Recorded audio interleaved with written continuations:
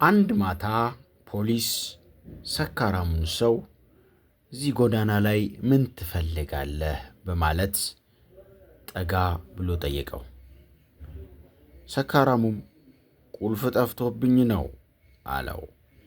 ፖሊሱም አብሮት ፍለጋውን ቀጠለ። ቁልፉን ለማግኘት ግን አልቻሉም። ከጥቂት ደቂቃ በኋላ ፖሊሱም ሰካራሙን ሰውዬ እርግጠኛ ነህ ቁልፍን እዚህ ነው የጣልከው አለው። ሰካራሙም እዚህ አይደለም የጣልኩት ፓርክ ውስጥ ነው አለ። ፖሊሱም በመገረምም በመናደድም ታዲያ እዚህ ለምን ትፈልጋለህ አለው። ሰካራሙም ሰው መልሶ ብርሃን ያለው እዚህ ስለሆነ ነው አለ። ፖሊሱም ተገርሞ ብርሃን ባለበት የምንፈልገውን ነገር ማግኘት እንችላለን። ሁለቱም ተለያዩ። በሕይወታችሁ ምርጫ ሕይወትን ታገኛላችሁ። እውነትም ጥበብም የሚገኙት በትክክለኛ ስፍራ ማየት በምትችሉበት ስፍራ ላይ ነው።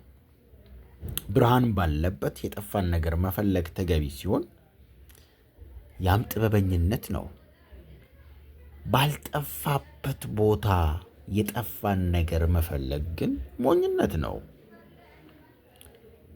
የሕይወታችሁን ቁልፍ የት ይሆን የጣላችሁት?